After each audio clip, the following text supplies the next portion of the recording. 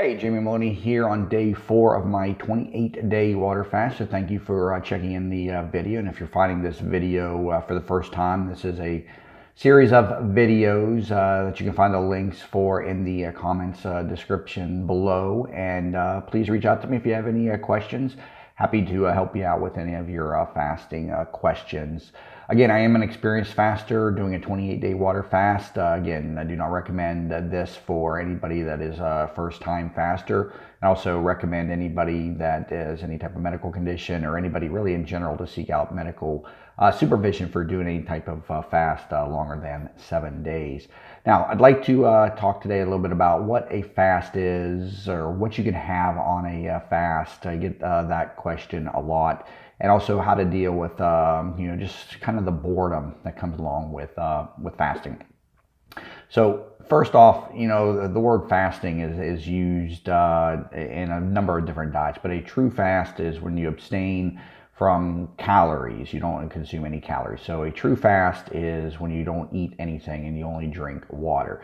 Now, many in the fasting community will say or do allow for coffee and tea on a fast, given that you don't add any sugars or creams to either of them. And I do consume a coffee from time to time. I'm not a big coffee drinker, but coffee and tea is allowed on a water fast. A cup of coffee and a cup of tea, black, is approximately 2 calories per 8-ounce cup, I believe. So the minor calories that are in it are negligible, and the whole point of a fast is to not release insulin in the body. And so that's why any other foods that you introduce, even just small things such as a broth or a B12 supplement that has 15 calories in it. I like to take those a lot, but even those have calories in them, and even things like NyQuil have calories in them. So you want to abstain from all of those types of inputs. And again, remember the body is also in a very depleted state, and so any type of supplement or anything that you put in the body is going to be very it's going to be very reactive within the body. You're going to notice it.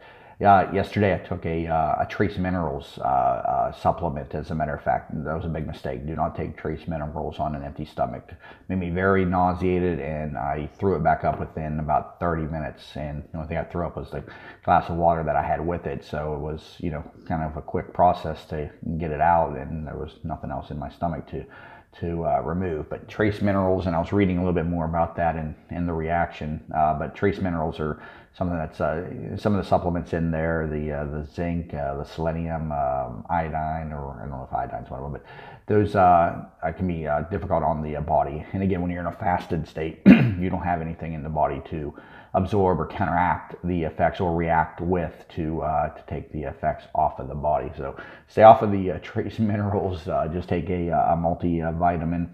And again, if you're on any type of medication, make sure you discuss this with a doctor before starting a fast, because you could be over medicating yourself.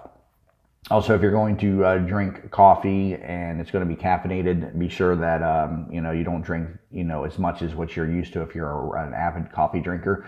The caffeine could cause anxiety in the body.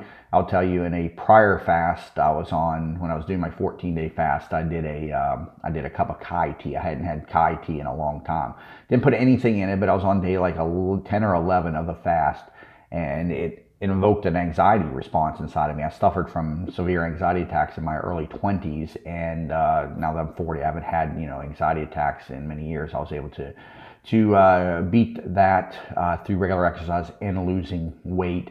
But it gave me an anxiety attack. Fortunately, it lasted for like 10 minutes or so. But whatever chemical was in the Kai tea reacted in my body in a bad way. And it wasn't the caffeine, because I had coffee, a number of times throughout the fast. So it wasn't just the caffeine inside of in the tea. It was some chemical inside the Kai tea. So again, be mindful of what you consume during a fast. If there's certain things that you want to have, like I said, the supplements or the teas or the coffees, drink those in those first 1 or 2 days of your fast to see if you have any sensitivity. Don't try them on day 13 or 14 because that's when your body is going to be extremely depleted and it's going to be more difficult on the body. So on a fast, you're allowed to have black coffee and black tea and water. Anything else that you consume on a fast changes the fast from a fast to a diet. So if you want to consume bone broth or juice, it's no longer a fast technically, it's a diet. And so you'll see a lot of people use the word fast. I'll even use it sometimes, say I'm on a bone broth fast, or I don't do juice fasts, but I've done bone broth fasts before. And so anything that you consume on a fast changes your fast from a fast to a diet. You can do the fast or the diets however you like, but a true fast is strictly just water. Now, how do I deal with the boredom and the hunger or the feelings of it? First, you've got to build up to an extended fast. You really got to build up to any type of fast if it's your first time. Anything even longer than 24 hours. It can be mentally challenging on people. So you've completed your first fast, I believe, when you do at least 72 hours. If you're not going to do at least 72 hours, it's going to be a miserable experience and you're going to walk away from the fast thinking that, they're too difficult for you to complete. You need to get through those first 2 days to get through the hunger and get your body into ketosis so that you know that that hunger feeling goes away, and at that point it becomes a mental challenge. Like I said in prior videos, fasting is more of a mental challenge than it is a physical challenge. And so dealing with the boredom and the hunger, and again, the hunger goes away after the couple days. And on this fast, I'm currently on day 4. I'm around 80 hours into this fast because I technically hadn't eaten since 12 hours prior, the day before, ahead of the first. And so the way to deal with these fasts is first to mentally prepare yourself and build up for that and read and study. And watching this video is a great step. There's all kinds of YouTube videos out there. One thing I like to do is read the comments too, because there's a lot of haters out there, and they tend to people who make comments on things online tend to slight negative to pure hate and just absurd comments. But when you read the video comments on the fasting, they're probably 90% positive. A lot of people talking about their own experiences with it or being inspired to do their own fast. And so I came away from my research, really inspired and motivated to begin fasting again, last fall. And again, I had done some in the past prior to that. But, do your research and watch the videos. There's probably thousands of them on YouTube from people doing anywhere from just a 24-hour fast and giving you their thoughts and opinions, all the way up to 35 and 40-day experiences. And there's probably some stuff on there that's even longer. There's even a viral video that went around last year of a gamer who went 28 days without eating, dropped 50 pounds overall. Of course, gained some of that back. I talked about that in that first video, how fluid weight comes back. But that became a viral video. So if you type in 28-day fast, that's the first thing that comes up. He shows his body before and after, and even kept the weight off after 6 months to a year later or so. And again, the weight stays off, given that you make a change to the way you eat. If you go right back to the way that you ate before, of course it comes back. But it doesn't just come back like, the body's programmed to be fat. It has to come back because of your behaviors. So one of the ways I deal with the boredom of it is the feeling that I get. I begin to mentally reprogram myself and tell myself, this is the feeling of weight loss. This is how the body is feeling when it's losing weight. Instead of saying, oh, I'm hungry, I need food, I can't do this, you've got to mentally reprogram yourself and not allow your body to think like that. So this is the feeling of weight loss. This is the feeling of regeneration. This is the body restoring itself.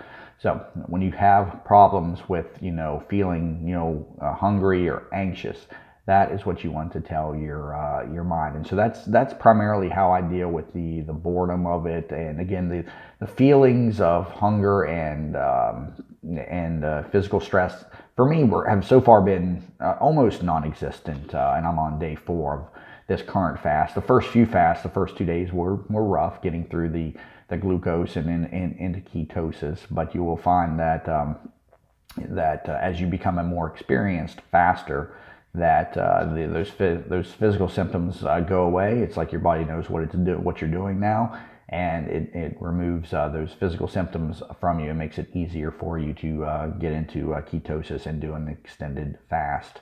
I will say, let's talk briefly a little bit about some of the things that occur during a fast that are probably the most unwanted things of the fast.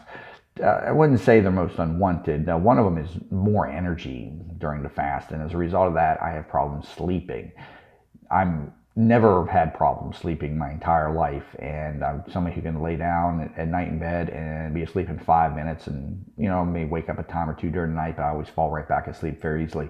When I'm on a fast, I have a difficult time sleeping because there's more energy in my body. I'm more awake, I'm more alert, I'm more aware, and it's harder for me to relax and go to sleep. So that's one of the side effects that I do not like about fasting. I like, but I do not like. I do not like that I can't sleep. I like how I feel better during the day and more clear, but at night it does make it more difficult to go to sleep. Another side effect of fasting that is irritating is the taste in your mouth. That occurs after about day 2 or 3. A lot of people talk about getting a white tongue, a film on their tongue. I'd get that too, and but you get just kind of wouldn't say disgusting, but you get kind of a lot of people describe it as a metallic taste. It's just an overall bad taste in the mouth. So you'll constantly probably be brushing your teeth, rinsing your mouth to get through the taste that builds up into your mouth. I'm not really. I've read some articles on why that is, and but I don't really have a thorough understanding of that. So I encourage you to do your own research on that if that's something that you'd like to know more about. Okay, well, I'm going to wrap up this video. I'm going to go through my stats today. Again, this is February 4th, 2018. I'm on the beginning, or technically in the middle of the 4th day of my fast. I began the day at 228 pounds. So I began the fast on February 1st at 237.2. So nearly 10 pounds of weight loss so far. And again, I talked about that in the first video, that I have seen 10 pounds drop now 3 times when I begin a fast, because I'm carrying a lot of fluids, because I tend to eat a lot of carbohydrates. Although in the last couple of months, I've moved away from a lot of those carbs into a high protein, high fat diet. And again, to make a difference in my weight and my sustainability of the weight loss. Body fat today, 30.0%. So that's about where I was when I started, 30.2. It jumped for those first couple of days in response to the fluids coming out of my body. So now it's probably more realistic. So the body fat's come down some. Glucose today at 85, down from 99 when I started, and it was 93 yesterday. Waist is now at 44.5 inches, down from 45.5 at the start. Blood pressure today, 126/89, and a resting pulse of 87.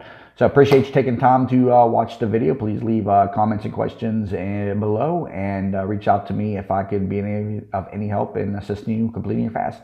All right, thanks a lot. Talk to you soon.